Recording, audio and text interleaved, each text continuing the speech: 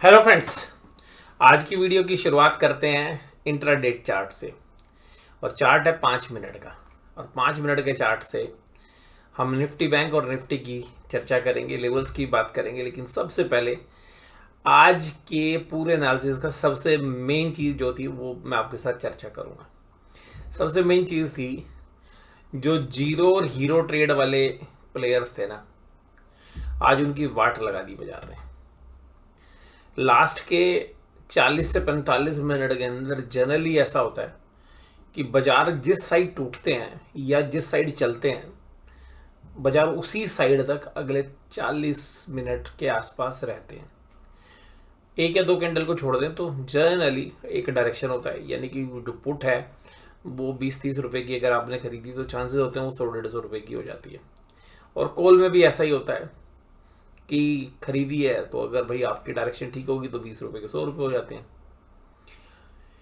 इसी तरीके से और ज़्यादा भी हो जाते हैं। और इसी तरीके से जो स्टॉप लॉस लगा के जो ट्रेडर्स खेलते हैं कि भाई ठीक है, लास्ट के आधे घंटे के अंदर जो बड़े प्लेयर्स हैं उनको पता अगर एक डायरेक्शन आने लग गई, मान लीजिएगा आपने मंदी बना रखी और तेजी होनी शुरू हो गई, तो आप अपना स्टॉप लॉस काट दोगे और अपनी पोजीशन को दूसरी साइड स्विच कर दोगे। और अगर मान लीजिएगा मंदी में थे और आपकी मंदी का स्टॉप लॉस कटा, आप तेजी में बैठ जाओगे।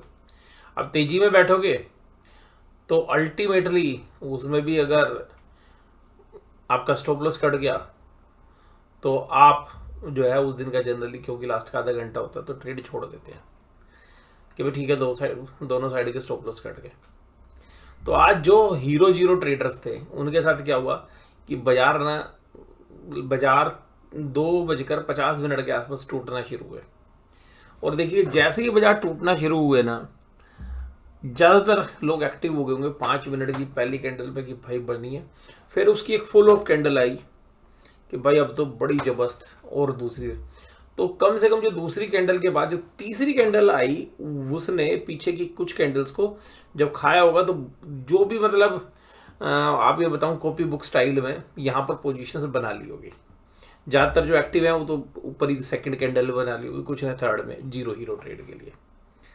और उस समय क्या होता है कि जो प्रीमियम बहुत तेजी से बढ़ भी रहे होते, घट भी रहे होते, और आदमी इत्मीनान से बैठता है भाई आज तो अपनी लॉटरी लगी, क्योंकि बाजार जिस तरीके से सेल ऑफ हुए थे और 46,250 के आसपास चल रहे थे और बाजार 46,000 को भी तोड़ के नीचे चले गए। और जनरली जिसने जो स्टॉप लॉस के साथ नहीं खेलते उनको तो जीरो हीरो ले रखी थी उन्होंने। और जो जीरो हीरो थी, अब उसके बाद जो पुट में पैसे बने, कॉल वाला तो बेचारा वैसे ही छोड़ के चला गया, वो बोले यार मेरे तो आज गए पैसे, उसने पोजीशन छोड़ दी। और इसी तरीके से पुट वाले ने क्या कहा, भाई आज तो मोटे पैसे बनेंगे। और लेकिन बाजार अगले 20 मिनट में क्या करता है, जितना गिरा था उतना ही चल गया। तो यानी कि जिसने पुट खरीदी थी उसके जीरो हो गई। अच्छा, जिसने कॉल खरीदी होगी वो पहले ही बेच के चला गया।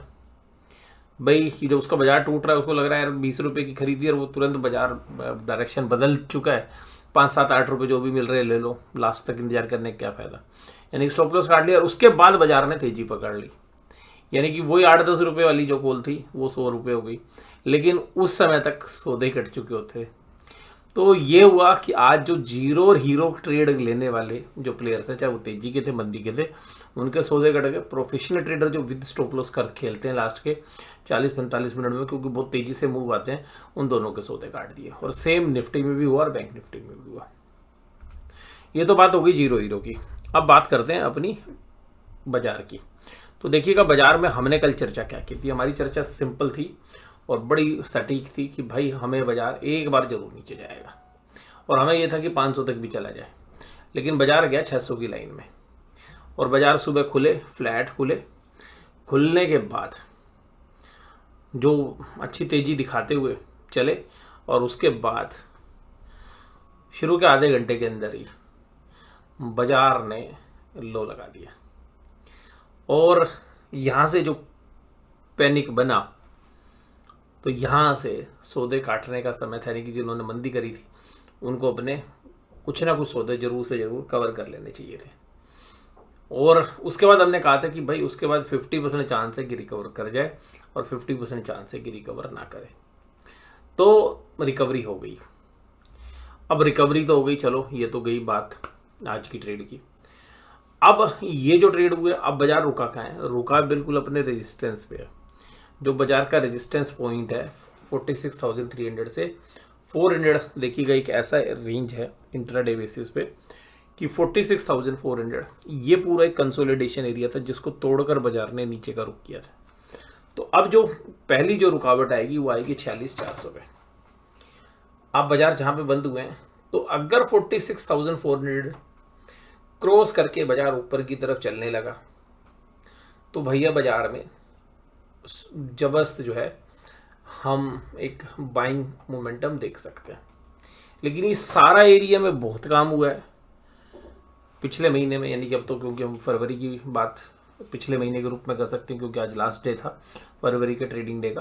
तो इस दौरान अगर बाजार 46,400 पार करके भी जाएगा तो भी यहाँ पर एक अच्छी खासी सप्लाई आएगी।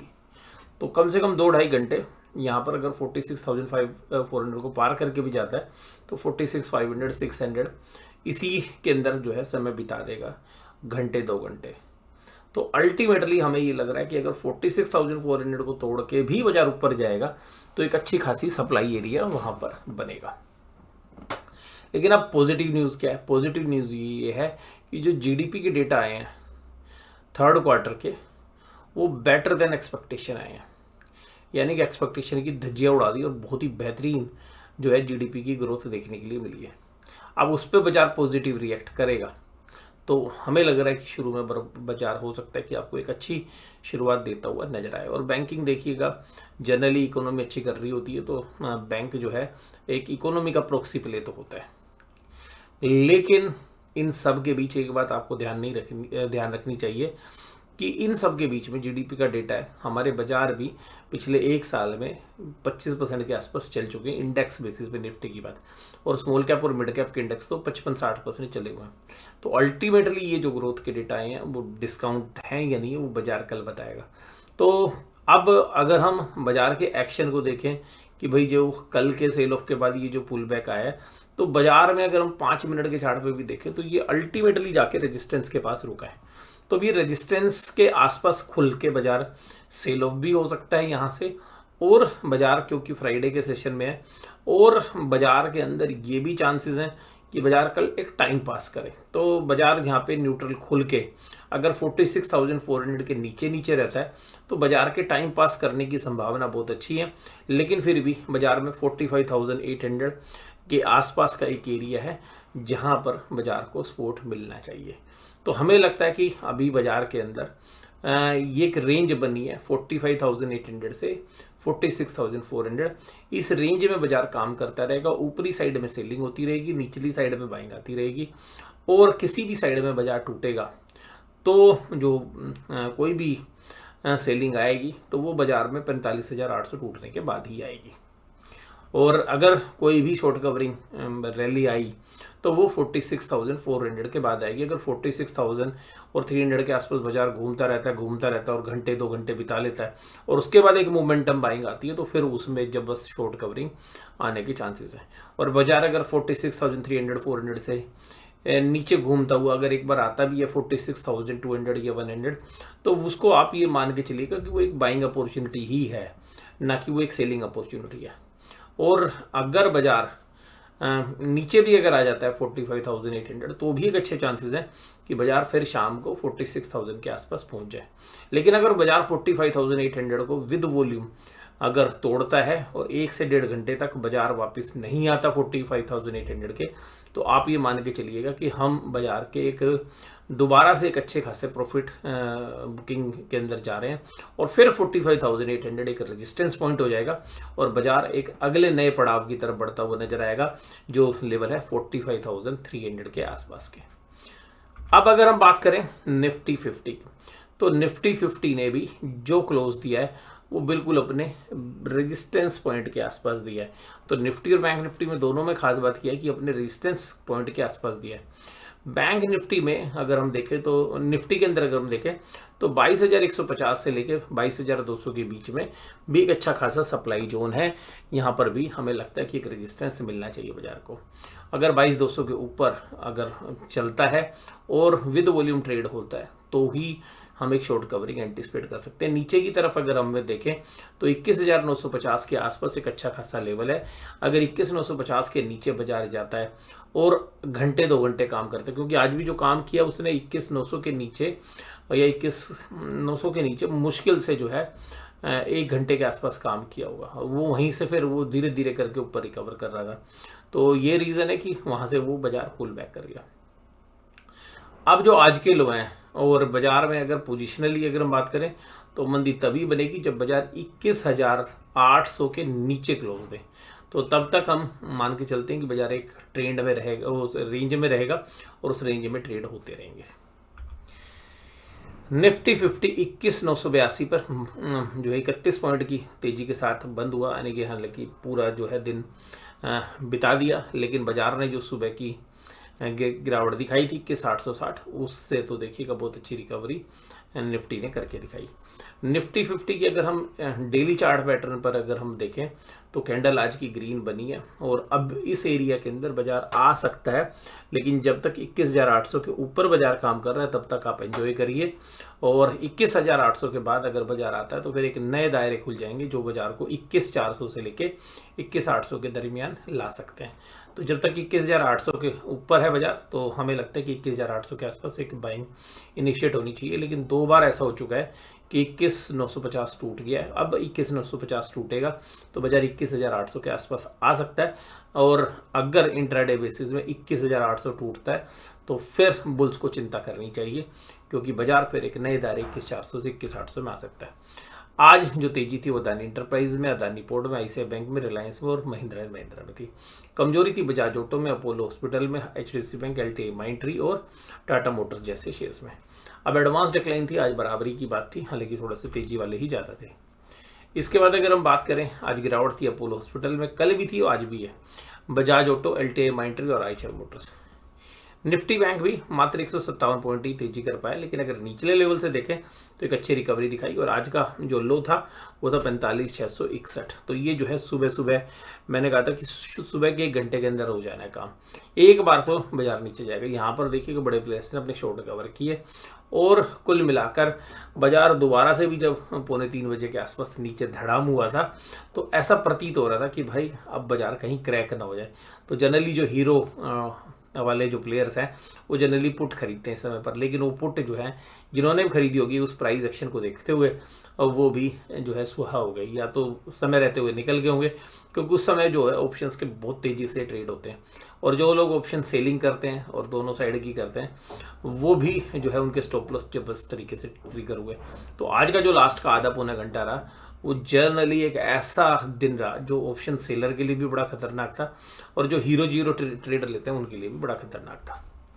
निफ्टी बैंक इंडेक्स, अगर निफ्टी बैंक इंडेक्स की अगर हम बात करें तो अब ये देखिएगा इस रेंज में घुसने को बेताब हो चुका है, और अब इस रेंज के अंदर जब घुसा तो इसकी रेजिस्टेंस पे बाजार बंद हुआ है। तो देखिएगा 46,300 400 एक रेजिस्टेंस है, उसके ऊपर जाएगा तो ही बाजार में कोई नई मोमेंटम या तेजी का आप देखेंगे, अदरवाइज उस लेवल के नीचे रहेगा तो बाजार सेल ऑन राइज ही रहने वाला है। एसबीआई, आईसीआई बैंक और इंडसइंड बैंक में तेजी थी, एचडीएफसी बैंक और बंधन बैंक जैसे शेयर्स कमजोर थे। एफआईज ने आज माल खरीदा 3568, ये सरप्राइज था 3568 करोड़, क्योंकि इनकी अपनी एफएनओ की पोजीशंस होंगी उसके हिसाब से मैनेज किया होगा। डीआईज 230 करोड़ का माल बेचते हुए नजर आए। 896 करोड़ के इंडेक्स फ्यूचर्स बेच दिए और नेट इस महीने में इंडेक्स फ्यूचर्स प्लस है उनके। 334 करोड़ की फ्यूचर्स की इंडेक्स ऑप्शंस बेची गई हैं, और इसके अलावा 4181 करोड़ एफआईज ने आज भी स्टॉक फ्यूचर्स बेचे हैं। इससे ये प्रतीत होता है कि 8,000 करोड़ का स्टॉक फ्यूचर्स इन्होंने महीने में बेचा। इसके बाद 4,000 का आज, तो कुल 12,000 करोड़ से ऊपर हो गया, अप्रोक्सीमेटली 13,000 करोड़ हो गया टोटल लगाएं तो 13,000 करोड़ के स्टॉक फ्यूचर्स जो इस महीने में बिके थे वो अल्टीमेटली रोल ओवर होके गए हैं, क्योंकि बाइंग आई नहीं है, शॉर्ट कवरिंग हुई नहीं है। तो अभी भी स्टॉक फ्यूचर्स के अंदर जो एफआईआईज हैं उनकी पोजीशंस मंदी की बनी हुई है और जो कैरी हुई है। पुट कॉल रेशो नीचे की तरफ आ गई निफ्टी की भी और बैंक निफ्टी की भी रिकवरी करने के बावजूद भी, जो ये अंदेशा दिखा रही है कि बाजार अभी साइडवेज ही रह सकते हैं। और पुट कॉल रेशो देख के ऐसा लग रहा है कि पुट राइटर अभी भी बैकफुट पे हैं, पुट बेचना पसंद नहीं कर रहे हैं। यानी कि बड़े जो इंस्टीट्यूशंस उनको लगता है कि भाई बाजार कभी और ना गिर जाए। डाउ जोन्स इंडस्ट्रियल फ्लैट है, $83 पर ब्रेंट क्रूड चल रहा है। ऑप्शन चेन के डेटा अभी 22,000 पे बने हुए हैं, लेकिन 22,000 पे दोनों साइड के मामले बिल्कुल बराबरी की तरफ है, तो ऑप्शन चेन के डेटा में अभी भी कोई भी डायरेक्शन दिख नहीं रही है। निफ्टी बैंक में अगर हम बात करें तो 46,000 के ऊपर 62,000 कॉन्ट्रैक्ट कॉल साइड में, 78,000 पुट साइड में। और आज एक अच्छी खासी पुट राइटिंग आपको 46,000 के अंदर देखने के लिए मिली, जहां 34,000 जो नए कॉन्ट्रैक्ट्स हैं वो ऐड हुए। और कॉल राइटिंग थी नहीं खास, बट पुट राइटर्स थे आज एग्रेसिव, और पुट राइटर्स ने 46,000 की पुट में एग्रेसिवली जो है सेलिंग कर रखी थी। और अभी भी तो 46,000 के इर्द गिर्द ही जो है बाजार अभी मंडरा रहा है, और हो सकता है कि कल भी आपको 46,000 के आसपास मंडराता हुआ नजर आए। आज की वीडियो में बस केवल इतना ही। वीडियो में जुड़े रहने के लिए आपका बहुत बहुत धन्यवाद। Thank you very much.